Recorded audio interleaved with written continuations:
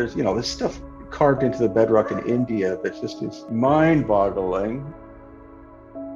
Very enigmatic, obviously left over from a time where advanced ancient technology existed. History, the way we've been taught, is very limited to a time frame of maybe 6,000 years. And academia is still trying to say that this relatively primitive culture built it, which is completely impossible. If you have a relatively short time frame to deal with, then searching for a lost civilization becomes much more complex and much more difficult. But if you have a very long time frame to deal with, there's much more material to investigate. Welcome to our journey through the ancient world as we explore the awe-inspiring Lion Gate and the Citadel of Mycenae. Built around 1250 BC, these monumental structures have long captivated historians and archaeologists alike. History is largely that period for which we have written documents, and archaeology is the period before that where we don't have written documents. Was it the legendary Cyclopes who constructed these massive walls and intricate reliefs? Or did the Mycenaeans possess advanced engineering skills far beyond their time? There are unexplained issues in our past, which are presently not explained by the system that teaches us about the past. Join us as we unravel the mysteries of these incredible feats of ancient architecture and delve into the legends that surround them. The Lion Gate, located in Hattusa, Turkey, dates back to around 1400 BC. This gate served as the main entrance to the ancient city of Hattusa, the capital of the Hittite Empire. Known for its military prowess, extensive diplomatic networks, and advanced legal and political systems, the Hittite Empire was a significant power in the ancient Near East. Hattusa was a sprawling city that functioned as the political, cultural, and religious heart of the empire. The construction of the Lion Gate during the height of Hittite power reflects the empire's wealth, military strength, and sophisticated architectural skills. The Lion Gate is a monumental stone gateway flanked by two massive lion sculptures carved from single blocks of limestone. These lions, with their fierce expressions and detailed craftsmanship, were intended to ward off evil and protect the city. Their imposing presence symbolized strength and authority, reinforcing the power of the Hittite rulers. I think we're confronted by an enormous mystery with megalithic sites all around the world, and we don't understand them properly. The gate is part of the larger fortification system of Hattusa, which included extensive walls, gates, and towers. These fortifications were designed not only for defense, but also to demonstrate the might of the Hittite civilization. The walls of Hattusa, stretching over 8 kilometers, enclosed the city and protected its inhabitants from potential invaders. The lion sculptures at the gate are approximately 2 meters high, and the gate itself stands about 4.5 meters high and 4 meters wide. The stones used in the construction were quarried locally from the limestone-rich areas around Hattusa. Each stone block used in the gate's construction weighed several tons, reflecting the advanced engineering skills of the Hittites. The limestone used for the lions and the gate was quarried from nearby sources, likely within a few kilometers of Hattusa. Transporting these massive stones required advanced engineering techniques. The Hittites probably used sledges to move the stones over land, possibly with the aid of rollers or lubricated tracks to reduce friction. The Lion Gate was first brought to light in modern times by Charles Texier, a French archaeologist, who visited Hattusa in 1834. Texier's sketches and descriptions of the gate and the ruins of Hattusa sparked interest in the site among European scholars. Extensive excavations were carried out by the German Archaeological Institute starting in the early 20th century. Significant contributions came from archaeologists such as Hugo Winkler and Kurt Bittel. Winkler, who began his work in Hattusa in 1906, made groundbreaking discoveries, including the archives of clay tablets that provided invaluable insights into Hittite history and language. Kurt Bittel continued excavations mid-century, further uncovering the city's layout and monumental structures. Hattusa was abandoned around 1200 BC, likely due to a combination of factors. One prominent theory is the invasions by the Sea Peoples, a confederation of naval raiders who attacked various regions in the eastern Mediterranean. These invasions coincided with widespread turmoil and the collapse of several ancient civilizations. Internal strife and economic decline also contributed to Hattusa's abandonment. There is evidence of repeated attacks on the city, leading to its eventual desertion. We're going to see more physical evidence for this, more as time goes by. The decline of Hittite power left Hattusa vulnerable to both external threats and internal instability. The Citadel of Mycenae, located in Greece, dates back to around 1250 BC. The Lion Gate, the main entrance to the citadel, is a remarkable feature of this site, which was one of the major centers of Greek civilization during the Late Bronze Age. Often associated with the legendary King Agamemnon from Homer's epics, the Iliad and the Odyssey, Mycenae was a dominant cultural and military hub. The Mycenaean civilization flourished between 1600 BC and 1100 BC, known for its impressive architectural achievements, advanced administrative systems, and extensive trade networks. The Lion Gate is a prime example of Mycenaean architecture and engineering. The gate features a single massive lintel stone, weighing approximately 20 tons, spanning the top of the gateway, supported by two massive upright stones or jambs. Above the lintel, a triangular relief features two lions standing on either side of a central column. This heraldic symbol is unique in Mycenaean art and likely represents royal power and divine protection. The walls surrounding the gate are constructed using Cyclopean masonry, a technique involving the use of large, irregular limestone boulders fitted together without mortar. The term Cyclopean derives from the later Greek belief that only the mythical Cyclopes could have moved such enormous stones. The gateway measures approximately 3 meters wide and 3 meters high. The limestone blocks used in its construction weigh up to 20 tons each, with the monolithic lintel stone itself weighing around 20 tons and measuring about 4.5 meters long, 2 meters wide, and 1 meter thick. These limestone blocks were quarried from the nearby hills of Mycenae. Transporting and constructing with these massive stones required significant manpower and advanced engineering techniques. It is believed that the Mycenaeans used sledges and wooden rollers, along with a coordinated workforce, to move these heavy stones from the quarry to the construction site. This feat demonstrates the Mycenaeans' organizational capabilities and their sophisticated understanding of mechanical principles. The Lion Gate was first described by travelers in the 18th and 19th centuries, but systematic archaeological excavation began with Heinrich Schliemann in the late 19th century. Schliemann, an amateur archaeologist inspired by the works of Homer, conducted excavations at Mycenae starting in 1876. His work, though sometimes criticized for its lack of scientific rigor, brought significant attention to the site. Schliemann's discovery of the so-called Mask of Agamemnon and other gold artifacts in the royal tombs at Mycenae was a sensational find, though the mask was later dated to a period earlier than Agamemnon's supposed time. I think the dating of quite a number of megalithic sites needs to be reconsidered. Subsequent excavations by Greek archaeologist Christos Tsountas in the early 20th century further uncovered the citadel's layout, including its walls, royal tombs, and palace complex. Tsountas' work helped to establish a more comprehensive understanding of Mycenaean architecture and society. Archaeological research at Mycenae has continued through the 20th and 21st centuries, involving contributions from various scholars and institutions. The Mycenaean civilization began to decline around 1100 BC, and historians continue to debate the exact causes.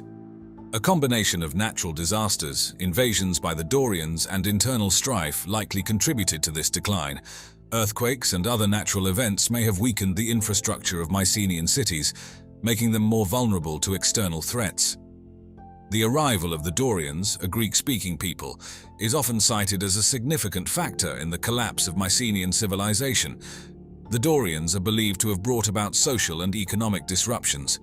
Additionally, political instability and internal conflicts may have further exacerbated the decline of Mycenaean society. Despite its decline, the Citadel of Mycenae remained an important cultural symbol in later Greek tradition. It was remembered in Greek mythology and literature as the seat of King Agamemnon and a center of wealth and power. The use of the relieving triangle above the lintel stone was an innovative architectural technique. This feature reduced the weight on the lintel and prevented structural failure, showcasing the Mycenaeans' sophisticated understanding of building techniques. The location of Mycenae and its fortifications made it a crucial military and administrative center. The citadel's position allowed for control over important trade routes and offered a defensible stronghold in times of conflict.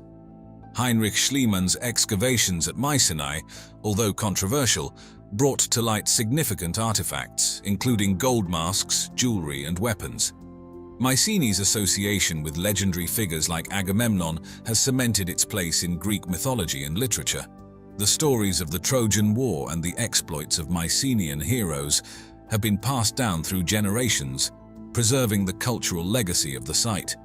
The precision with which the massive limestone blocks were cut and fitted together in the Lion Gate and other structures at Mycenae indicates a high level of skill in stonemasonry and architectural design. The Mycenaeans likely employed specialized craftsmen who were adept at working with large stones. The Cyclopean walls of Mycenae, characterized by their massive, irregularly shaped stones, were named for the mythical Cyclopes, whom later Greeks believed had built the walls. These fortifications were not only formidable barriers against invaders, but also symbols of the citadel's strength and permanence. Show me one other site which is 12,000 years old, which is built out of megaliths. Show me a site. There was no culture in the world 12,000 years ago that was capable of that level of organization. If there was, we would find other sites. Welcome to the mysteries of Sigiriya, the ancient sky fortress perched high above the jungles of Sri Lanka. Imagine a towering rock rising 660 feet into the sky, topped with a palace that seems to touch the clouds. But the questions that boggle the mind are, why and how did ancient humans build such an awe-inspiring structure, complete with a vast body of water high above the ground? In today's video, we'll climb the steps of Sigiriya, uncover its hidden secrets, and explore the incredible engineering feats of the past. Stay tuned as we unravel how this fortress was not just a marvel of beauty, but a masterpiece of ancient technology. Did you know that the stunning Sigiriya, or Lion Rock, has a story that reaches deep into the history of Sri Lankan royalty? This tale begins in the 5th century AD, chronicled vividly in the ancient Kulavamsa. This epic documents the saga of King Kasyapa, who ruled from 477 to 495 CE. In a dramatic twist of events, Kasyapa seized the throne from his half-brother Moggallana, setting the stage for a story of intrigue and architectural marvel.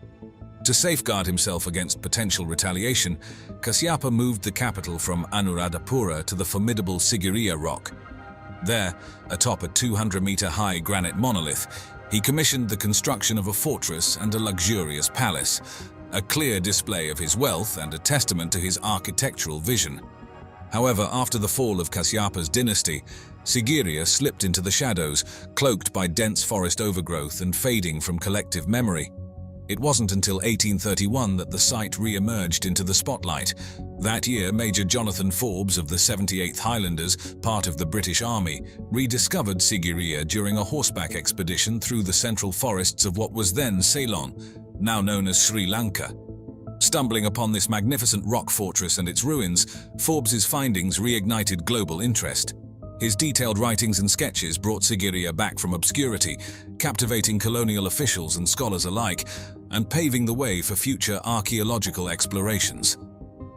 Following the rediscovery of Sigiriya by Major Jonathan Forbes, the archaeological spotlight turned toward this enigmatic structure, leading to its eventual excavation.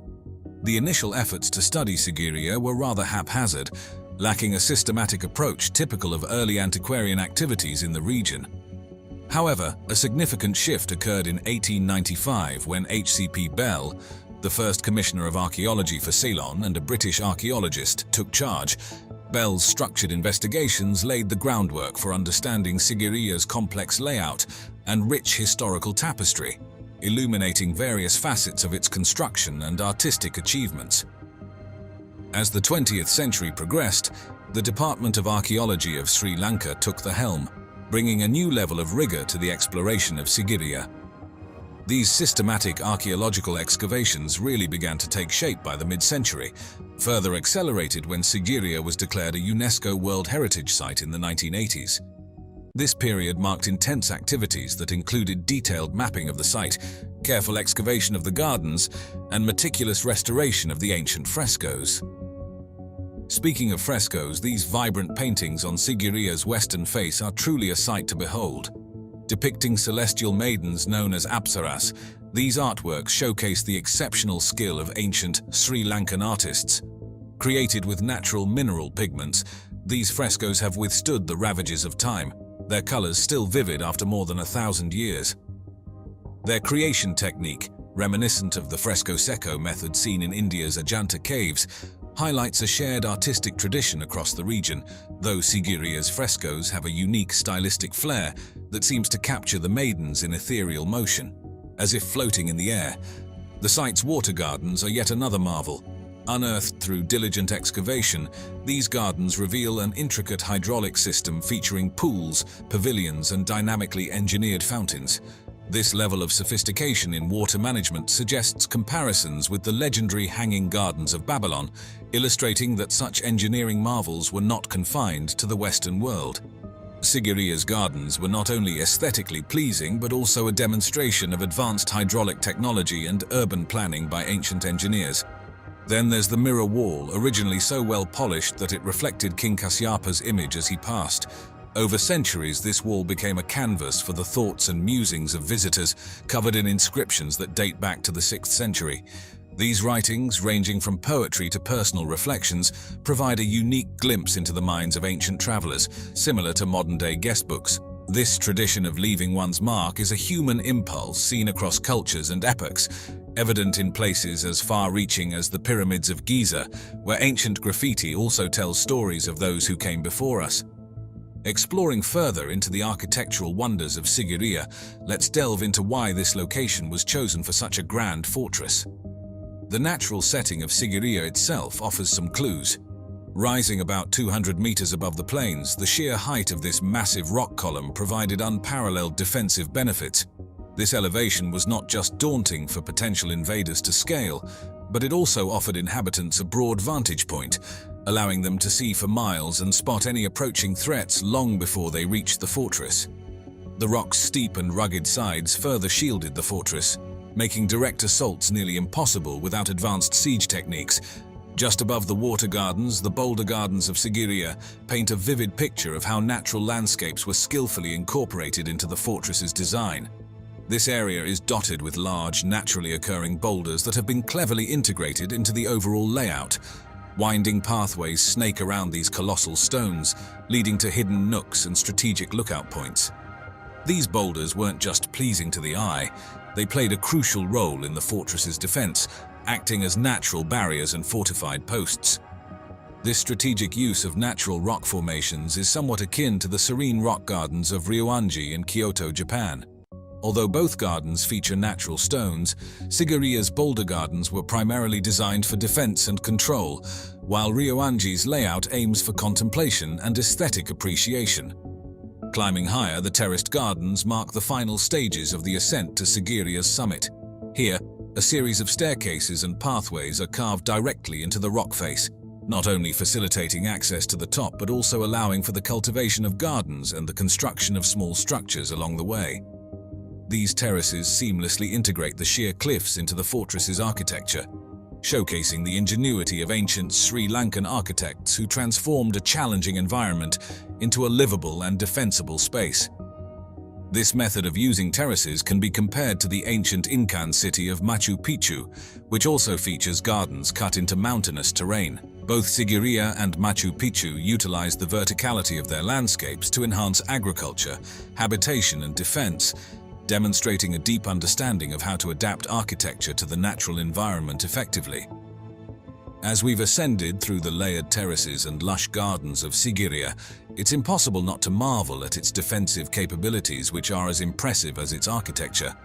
The entire fortress was safeguarded by a massive moat and towering walls. The approach to the rock itself was ingeniously designed to be narrow, funneling potential attackers into a tight space where they could be more easily repelled.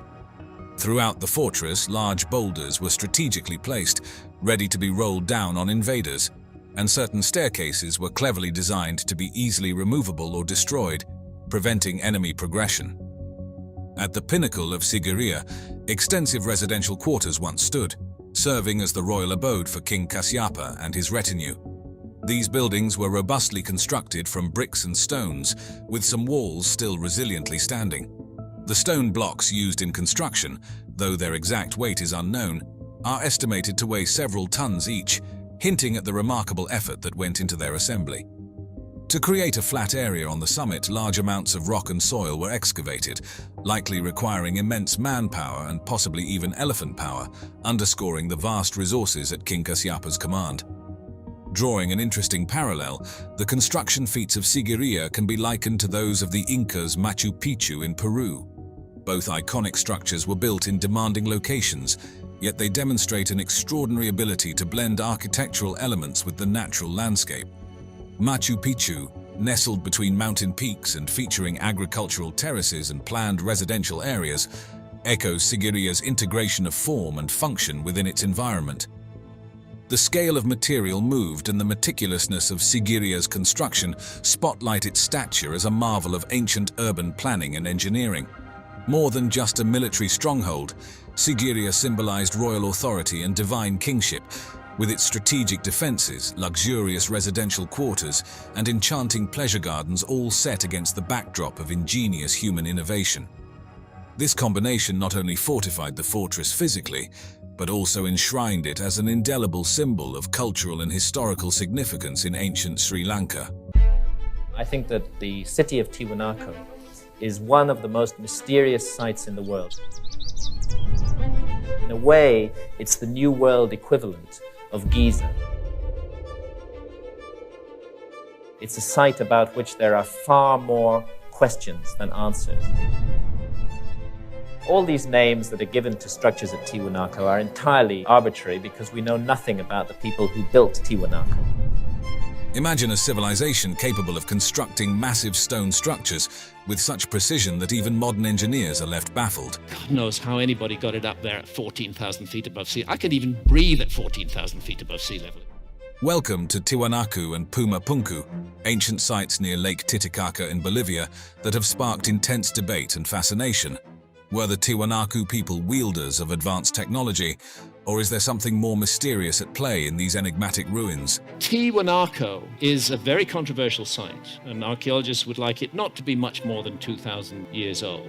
Dive into the mysteries of these ancient marvels and explore the theories that challenge our understanding of pre-Columbian history. Tiwanaku is an ancient archaeological site situated near Lake Titicaca in western Bolivia. This site was the heart of the Tiwanaku Empire, a highly advanced civilization that thrived between 300 AD and 1000 AD. Renowned for their impressive architectural and engineering achievements, the Tiwanaku people developed intricate agricultural systems and maintained extensive trade networks that stretched across South America. Their civilization is considered one of the most significant pre-Columbian cultures in the region, leaving a legacy that continues to captivate historians and archaeologists. The handiwork of humans is clearly evident in this site. The first European accounts of Tiwanaku came from Spanish conquistadors in the 16th century. Chroniclers like Pedro Chiesa de Leon provided early descriptions of the monumental ruins they encountered, speculating about the origins of these impressive structures. These initial reports highlighted the grandeur and mystery of Tiwanaku, sparking curiosity and interest in the site for centuries to come. In the late 19th century, the first detailed studies of Tiwanaku began to take shape. American archaeologist and diplomat Ephraim George Squire visited the site in 877, meticulously documenting the ruins through detailed descriptions and drawings. His work provided valuable insights into the architectural complexity of Tiwanaku. Around the same time, French explorer Charles Wiener also documented the site, contributing further to the growing body of knowledge about this ancient civilization. These early efforts laid the foundation for ongoing research, ensuring that Tiwanaku remains a vital subject of archaeological study and discovery. We're going to see more physical evidence for this, more as time goes by. The key structures and features of Tiwanaku are as fascinating as they are monumental. One of the most significant structures at the site is the Akapana Pyramid. This large, terraced mound stands approximately 16.5 meters high and spans a base area of around 200 meters by 250 meters. The pyramid's design is thought to emulate a sacred mountain, reflecting the religious and cultural importance placed on such natural formations. To prevent water damage and erosion, a sophisticated drainage system was integrated into the pyramid. This system included a network of stone-lined channels and underground conduits that efficiently diverted rainwater away from the structure, showcasing the advanced engineering skills of the Tiwanaku people. The pyramid's terraces were constructed using a combination of large stone blocks and compacted earth. The stone blocks were precisely cut and fitted together without the use of mortar, demonstrating the builders' high level of craftsmanship. Another remarkable feature at Tiwanaku is the colossal complex, a large rectangular enclosure surrounded by high stone walls. The enclosure measures approximately 130 meters by 120 meters. Within the colossal complex stands the famous Gateway of the Sun, a massive monolithic archway carved from a single block of andesite stone. The Gateway of the Sun is about 3 meters high and 4 meters wide, with an estimated weight of 10 tons. The intricate carvings on the gateway include depictions of deities and astronomical symbols believed to be related to the Tiwanaku calendar and cosmology. These carvings highlight the Tiwanaku people's advanced understanding of astronomy and their integration of celestial events into their religious practices. There's curious astronomical alignments at Tiwanaku. The site was aligned to the summer solstice in 10,500 BC. Equally impressive is the semi-subterranean temple, an imposing sunken courtyard measuring about 28.5 meters by 26 meters. One of the most distinctive features of this temple is the collection of carved stone heads embedded in its walls. These heads protrude from the walls at various heights and angles, representing a diverse array of facial features. Some scholars suggest that these heads symbolize different ethnic groups or important individuals, reflecting the Tiwanaku civilization's diversity and social complexity. Similarly fascinating is Puma Punku, another marvel of the Tiwanaku civilization. Puma Punku was known to Spanish explorers in the 16th century, just like the main Tiwanaku site. However, it wasn't until the 20th century that modern archaeological efforts brought significant scholarly attention to Puma Punku. Systematic excavations and studies began in earnest in the mid-20th century, revealing the site's unique architectural style and the mysterious techniques used in its construction. The stone blocks at Puma Punku are particularly renowned for their extraordinary precision. The primary materials used are andesite and sandstone, both known for their durability and hardness. The stones are cut with such exactitude that the joints between them are virtually invisible, so precise that even a razor blade cannot fit between the stones. The exact methods used to cut and shape the stones at Puma Punku remain a topic of debate and fascination. Several theories have been proposed to explain the precision and complexity of the stonework. One prevalent theory is that the Tiwanaku people used metal tools made from bronze or copper alloys. These metals are capable of cutting softer stones, but the hardness of andesite presents a significant challenge. However, evidence of bronze and copper tools at other Tiwanaku sites supports this theory. Some stones show marks consistent with the use of chisels or other cutting tools, suggesting that the builders had access to and effectively utilized metal tools.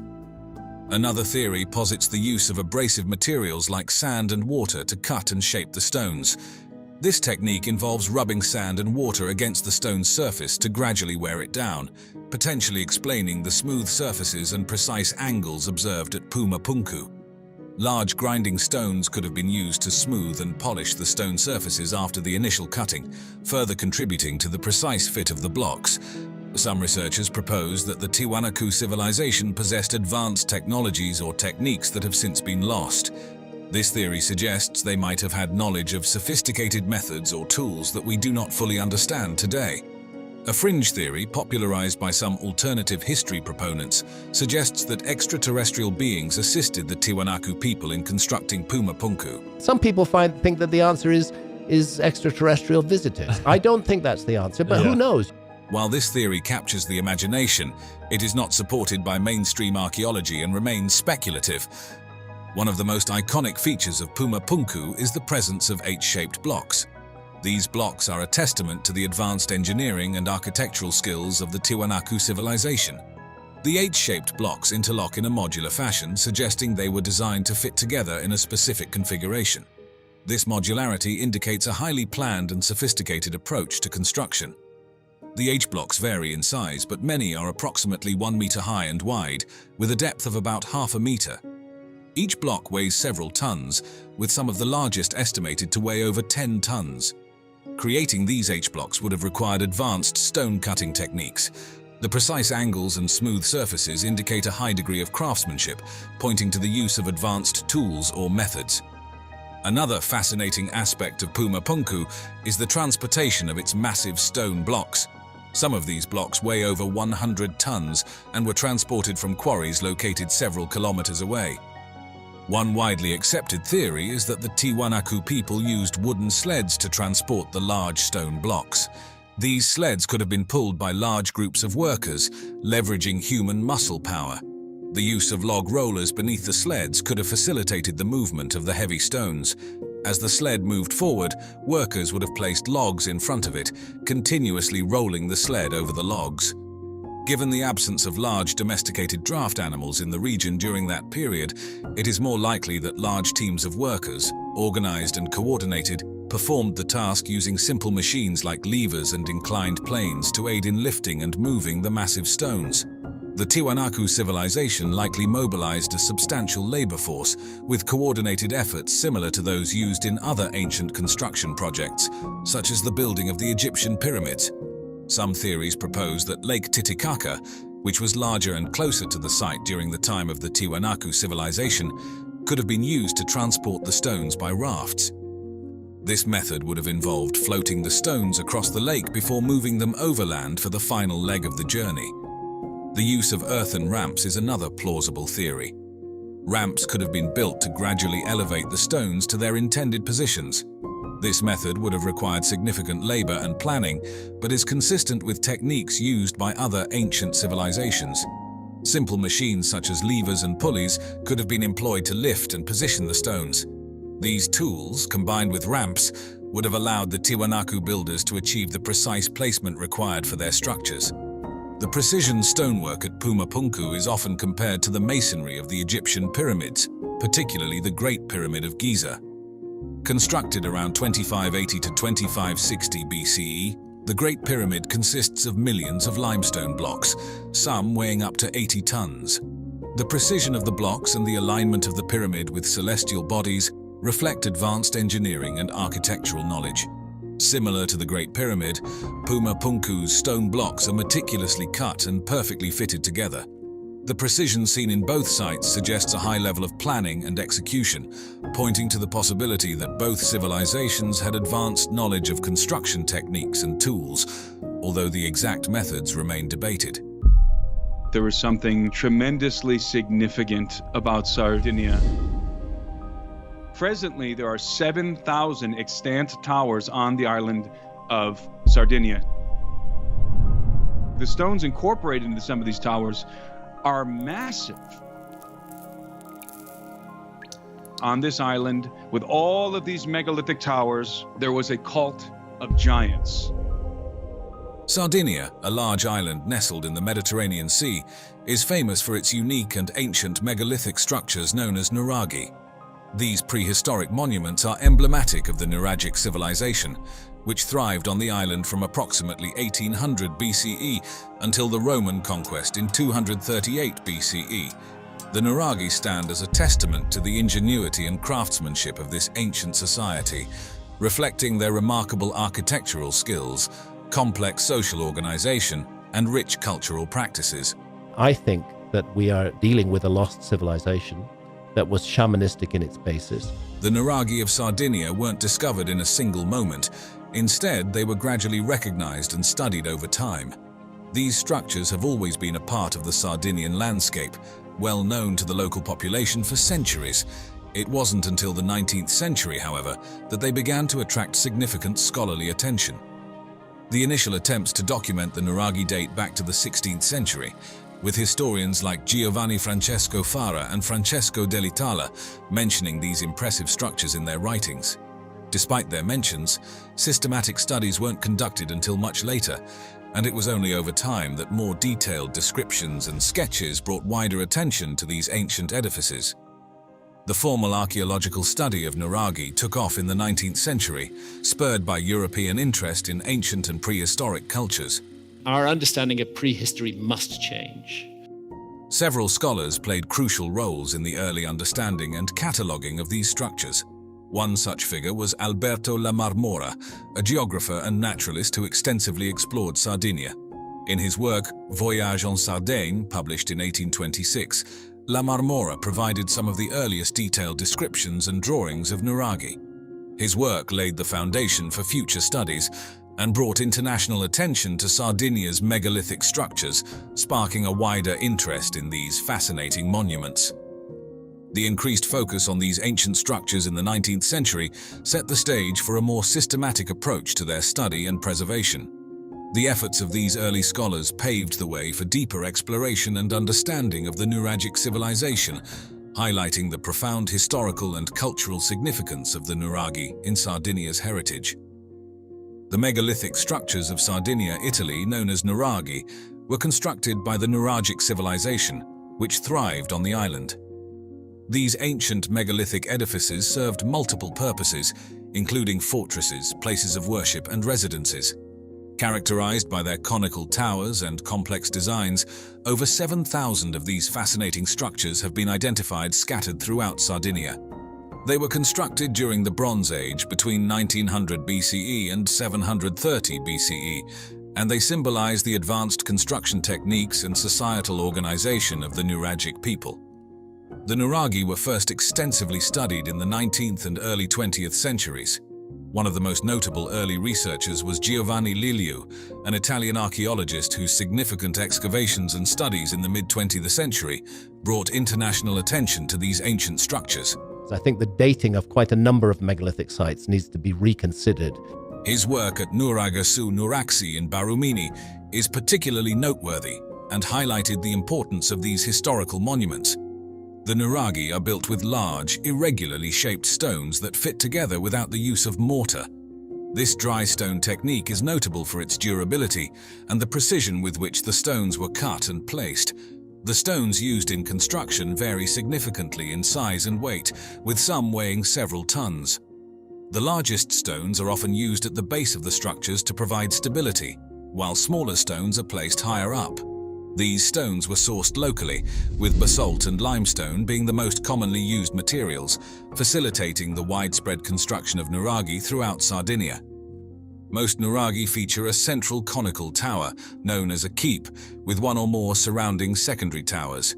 These are connected by a network of walls and passageways. The central tower typically contains one or more interior chambers, sometimes accessed by a spiral staircase. The design of Nuraghi varies, with some being single towers and others forming complex multi-tower structures. One of the most significant Nuraghi is Nuraghe su Nuraxi in Barumini, excavated by Giovanni Liliu in the 1950s. This site features a central tower surrounded by 4 smaller towers, with an extensive village of huts and defensive walls. In 1997, Nuraghe su Nuraxi was designated a UNESCO World Heritage Site due to its historical significance and well-preserved state. The central tower stands approximately 18.5 meters high and consists of 3 stories, making it one of the most complex and well-preserved examples of Nuragic architecture. Nuraghe Losa, located in Abasanta, is known for its triangular layout and central tower surrounded by thick walls. It includes a courtyard and additional rooms for various purposes, representing the architectural sophistication of the Nuragic civilization. Built from basalt blocks, Nuraghe Losa features a well-preserved interior with a corbel vaulted ceiling, showcasing the advanced construction techniques of its builders. Another notable Nuraghe is Nuraghe Santu Antin in Torralba, one of the largest Nuraghi, featuring a central tower with 3 smaller surrounding towers connected by a defensive wall. This impressive structure showcases the defensive capabilities and strategic planning of the Nuragic people. Known as Sadomo de Sure, Nuraghe Santu Antin is one of the most majestic Nuraghi, with a central tower that reaches up to 17 meters in height. The Nuragic civilization of Sardinia is renowned for its fascinating megalithic structures, and beyond the iconic Nuraghi, there are several other remarkable sites and artifacts that offer deeper insights into this ancient culture. One such intriguing site is the Well of Santa Cristina in Poli Latino. This subterranean temple is an architectural marvel, featuring a trapezoidal vestibule, a descending staircase, and a circular well chamber. The well is constructed with meticulously cut basalt blocks, forming a perfect dome over the chamber. What makes it even more captivating is its precise alignment with the sun during the equinoxes, where sunlight penetrates the entrance and illuminates the water inside, creating a striking visual effect. The precision of the stone cutting and the dry construction technique reflect advanced knowledge of geometry and engineering. Remarkably, the well remains dry even in the wettest seasons, showcasing sophisticated water management techniques. Theories suggest the well possibly served as a solar calendar marking important agricultural or ceremonial events. Another fascinating aspect of the Nuragic civilization is their craftsmanship in creating bronzetti, small bronze statuettes found at various sites. These figurines, depicting warriors, animals, and deities, are detailed and showcase high levels of craftsmanship. The variety of figures, including intricately detailed warriors and symbolic animals like bulls, highlights the Nuragic people's artistic sophistication and the symbolic importance of these figures in their culture. The myths of the world, those that have survived, are the Hall of Records of the lost past. Many of these bronzetti are believed to have been used in ancient ceremonies, serving as votive offerings or representations of mythological stories, and they indicate a society with distinct social roles and a rich pantheon of gods and goddesses. The giants' tombs is another impressive feature of the Nuragic landscape. These megalithic gallery graves consist of a large central stele and a burial chamber covered with massive stone slabs, with entrances often marked by semicircular forecourts. Kodu Vecchiu is one of the largest and most well-preserved examples, with its central stele standing over 4 meters high, and the burial chamber designed to accommodate multiple individuals. These tombs demonstrate the Nuragic people's ability to move and manipulate large stones, and were likely used for communal burials, indicating a collective approach to death and the afterlife. Local legends often associate these tombs with giants, reflecting the monumental scale and awe-inspiring nature of these structures. Many of these tombs are oriented to align with specific celestial events, such as solstices or equinoxes, suggesting a deep connection between Nuragic burial practices and astronomical observations. The alignment of giants' tombs with celestial events is similar to other megalithic structures worldwide, indicating that the Nuragic people possessed advanced knowledge of astronomy and used it in their spiritual and everyday lives. These tombs may have served not only as burial sites, but also as locations for ritualistic activities related to ancestor worship and seasonal ceremonies. The communal nature of giants' tombs is reminiscent of other ancient collective burial sites, such as the passage tombs of Newgrange in Ireland, which also align with astronomical events, highlighting the widespread ancient practice of integrating burial rituals with celestial phenomena. Very ancient structures, thousands of years older than archaeologists suppose, may be hiding in plain view.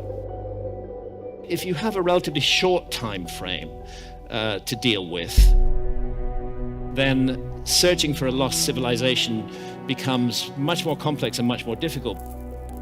But if you have a very long time frame to deal with, there's much more material to investigate. The handiwork of humans is clearly evident in this site. Have you ever heard of a civilization that rivaled ancient Egypt, but vanished without a trace? A great civilization that had been destroyed and that had left some survivors who had come to Egypt. Deep in the heart of Africa, which boasts the world's oldest human artifacts, lies the forgotten Kingdom of Kerma. These enigmatic people built massive structures called defufas, but their purpose remains a mystery. Join us as we explore the fascinating history. Kerma Defufa, located near the third cataract of the Nile in what is now northern Sudan, is a significant archaeological site featuring a large mud brick temple known as the Defufa. This impressive structure dates back to around 2500 to 1500 BCE, standing about 18 meters high with a base measuring approximately 50 meters by 25 meters. The term Defufa is derived from the Nubian word for mud brick building, reflecting its construction material and technique. The modern archaeological investigation of Kerma began with George Reisner, a Harvard University archaeologist who started his groundbreaking work in 1913. Reisner's discoveries at Kerma reshaped our understanding of this ancient Nubian civilization, uncovering a vast urban center with extensive burial grounds and a wealth of artifacts. I want to know what else is going to be found that hasn't been investigated yet at all. We're just touching the edge of a huge mystery. His findings indicated that Kerma was not just a peripheral settlement, but a major urban center. The artifacts he found, including elaborately decorated pottery, finely crafted statues, and gold jewelry, suggested that Kerma was a significant center of artistic and cultural production, rivaling contemporary Egyptian cities in its complexity and wealth. Continuing Reisner's work, Swiss archaeologist Charles Bonnet began his excavations in the 1970s, which further expanded our knowledge of Kerma's sophisticated society. Bonnet's team unearthed royal tombs adorned with offerings such as ebony and ivory, highlighting the wealth and power of Kerma's rulers. The layout of residential areas revealed a well-organized urban planning system with distinct sectors for various social classes, and the discovery of organized grave sites containing human sacrifices suggested complex spiritual beliefs. These practices, possibly revolving around ancestor worship or the divine nature of kingship, are reminiscent of those observed in other ancient civilizations like the Aztecs. I believe that it's worth considering the possibility of a remote common ancestor, which passed down key information that was inherited by later cultures. Kerma's relationship with ancient Egypt provides an intriguing comparison. While both were Nile Valley civilizations, they developed distinct architectural styles and societal structures. Unlike Egypt's hierarchical and theocratic society, evidenced by monumental stone architecture like pyramids, Kerma's use of large mud brick buildings reflects a possibly more communal and egalitarian social structure. This difference is underscored by the different materials and building techniques, yet both civilizations achieved architectural durability and complexity. I can't help thinking time capsule, that there was an intention to preserve this. A compelling theory about Kerma's rise to prominence centers on its strategic location, which made it a crucial trade hub between sub-Saharan Africa and the Mediterranean world. This position likely enabled Kerma to control trade routes, exchanging local goods such as gold, ivory, incense, and exotic animal skins for Egyptian grain, wine, and linen.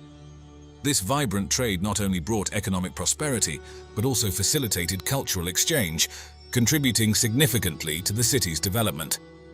Continuing from the fascinating historical insights into Kerma's development, the architecture displayed in the Defufa is equally captivating and speaks volumes about the ingenuity of ancient Nubian civilization. The Defufa, a massive mud brick structure that has stood the test of time, remains one of the most enigmatic monuments in African history. Built entirely from mud bricks, its preservation is particularly impressive considering the vulnerability of the material to erosion. The main structure of the Defufa measures about 50 meters in length and 25 meters in width, rising approximately 18 meters high. This monumental size makes it a dominant feature in the flat landscape of the region. The construction technique involved using local Nile mud mixed with straw, which was then sun-dried.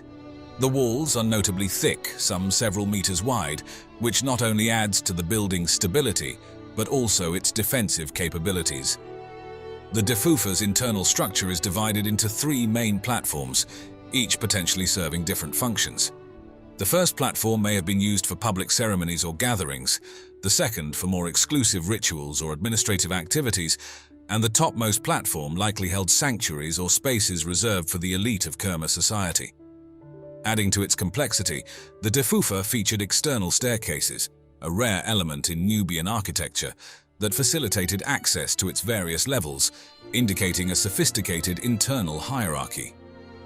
The strategic orientation and placement of the Defufa might have also served astronomical purposes, such as marking solstices or equinoxes, a feature common in other ancient monumental structures across the globe. On the summer solstice, you're going to see the sun rising far to the north of east. Go there on the winter solstice, you're going to see it far to the south of east. This architectural giant was not just an isolated structure, it was a central hub for the cultural, political, and religious activities of the Kerma culture. Its towering presence, visible for miles around, not only symbolized the authority and centralized power of Kerma's rulers, but likely also served navigational purposes along the Nile. The religious significance of the Defufa cannot be understated. It was likely a place where rituals were performed to ensure the fertility of the land or the prosperity of the people. effectively integrating the community's spiritual life with its leadership. When comparing the defufa with the ziggurats of ancient Mesopotamia, both structures share similarities in materials and multi-leveled designs. However, while ziggurats were primarily religious temples, the defufa's design suggests it combined defensive, administrative, and ceremonial functions, indicating a nuanced approach to public structures in Nubian society compared to Mesopotamian traditions, where a clearer separation between the sacred and administrative was observed. Turning our attention from the architectural marvels of ancient Nubia to the mysterious landscapes of West Africa, we encounter the enigmatic Senegambian stone circles. These remarkable megalithic sites, distributed across the northwestern edge of Senegal and central Gambia, span a vast area from the River Gambia to the River Saloum, covering about 30,000 square kilometers. Notable sites such as Wassou and Kerbach in the Gambia and Senegambian in Senegal draw the curious and the scholarly alike. The physical characteristics of these stone circles are as fascinating as their distribution. Each circle comprises between 10 to 24 stones made from laterite, a dense iron-rich rock. These stones, roughly cylindrical and standing about 1 to 2 meters high, are often organized in concentric circles or double circles, creating a striking visual impact on the landscape. The stone circles first came to broader recognition through the accounts of European travelers in the mid-19th century, but it wasn't until the 20th century that systematic archaeological investigations began. Gambian historian Aliou Ebrima Cham Diouf played a crucial role in documenting these sites extensively during the mid-1900s, advocating for their preservation. His efforts paved the way for more detailed studies. In the 1970s, significant strides in understanding these formations were made through the work of researchers like Pierre Tilloy. These archaeological excavations helped clarify the chronology and cultural significance of the stone circles, revealing a complex societal structure that had the capacity to coordinate the construction of these monumental works. The discovery of these societal structures reshaped our understanding of the prehistoric cultures of West Africa, indicating advanced social organization and cultural sophistication. Our understanding of prehistory must change. In recognition of their significant cultural value, UNESCO designated the Senegambian stone circles as a World Heritage Site in 2006. This recognition not only highlights their importance on a global scale, but also has spurred increased archaeological interest and conservation efforts.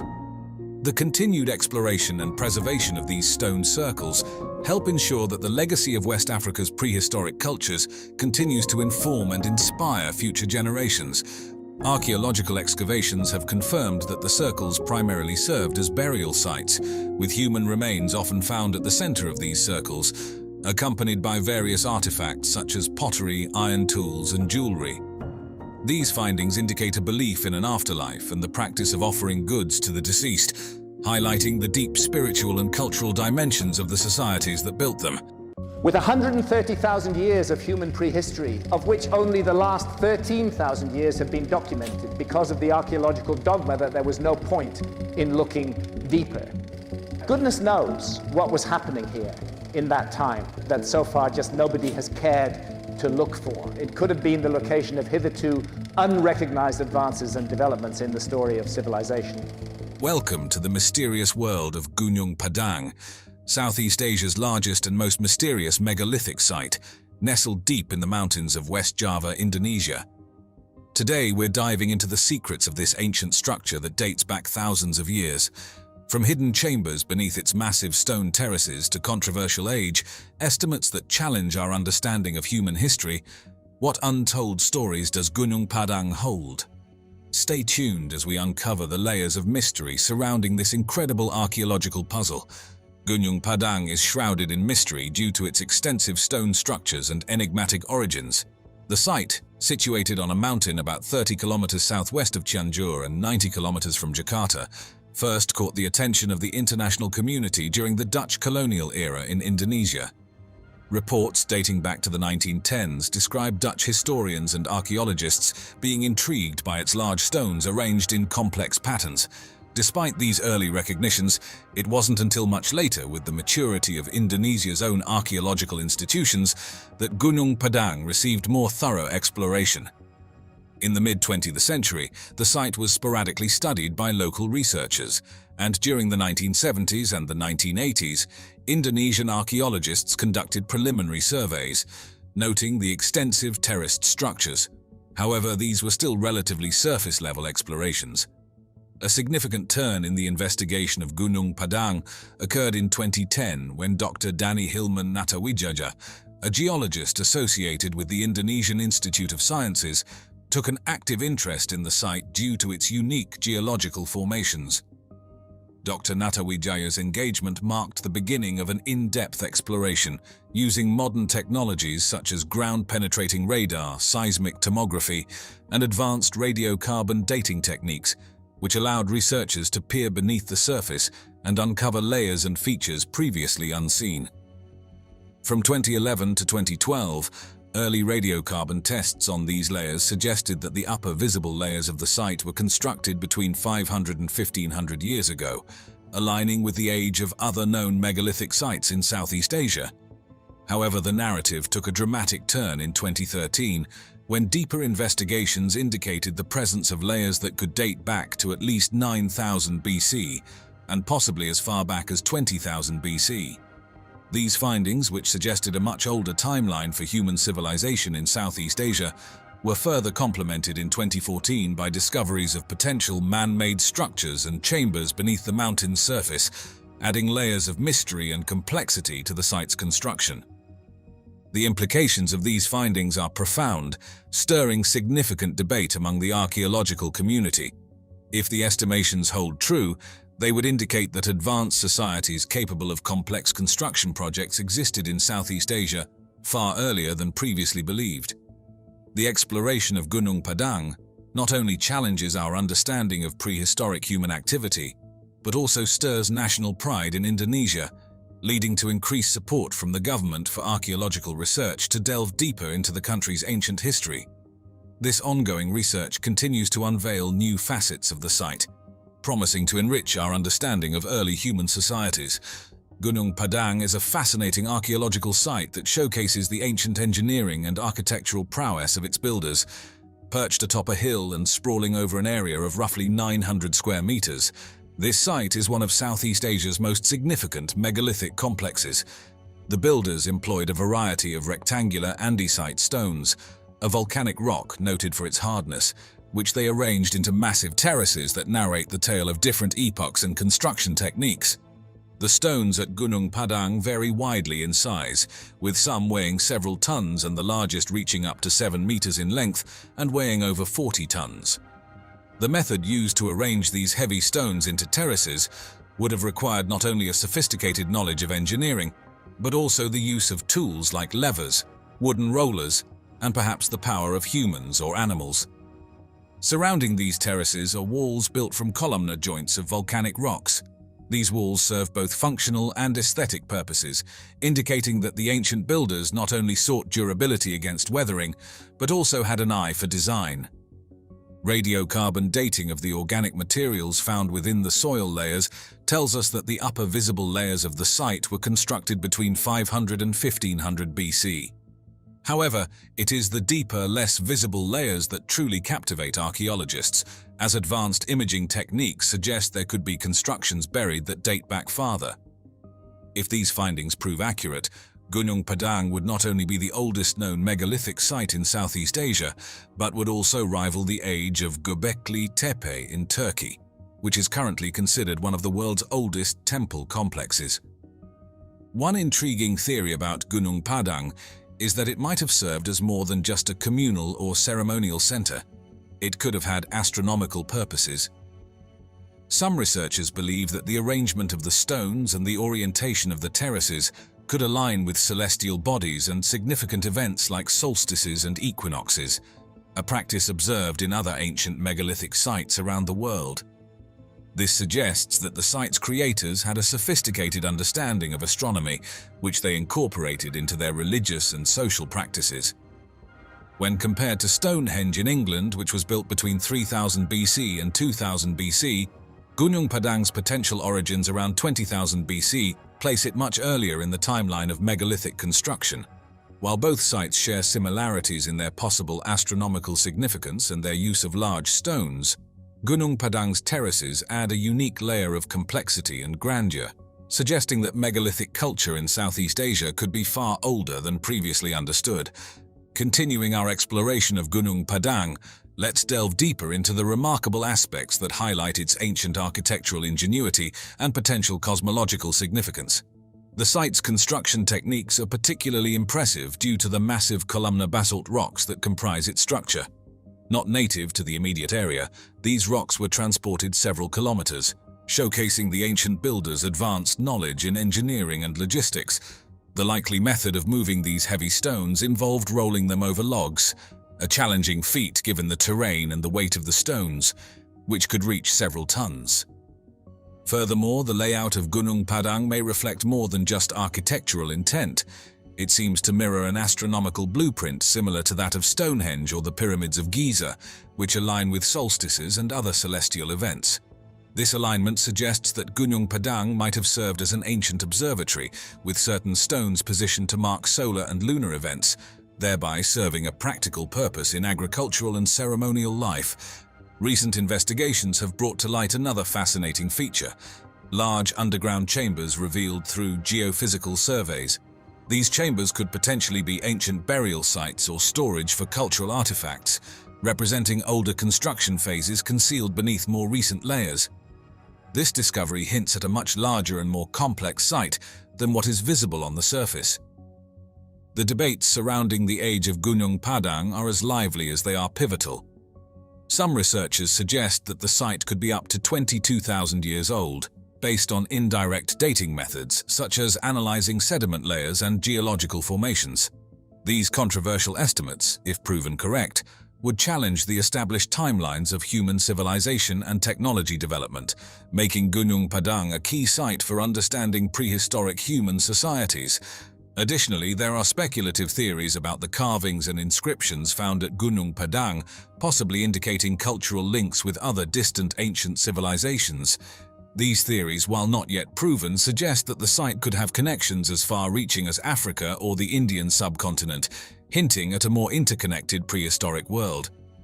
An interesting comparison can be drawn between Gunung Padang and Nan Madol, located on the island of Pohnpei in the western Pacific Ocean. Known as the Venice of the Pacific, Nan Madol features ruins linked by canals and constructed with large basalt logs, similar to the massive stone pillars used at Gunung Padang. Both sites demonstrate advanced quarrying, transporting, and assembly techniques in challenging environments, showcasing the ingenuity of their builders and possibly suggesting exchanges of cultural practices and technological knowledge across vast distances. These comparisons not only underline the architectural achievements of these ancient builders, but also enrich our understanding of their capabilities and the extent of their cultural interactions.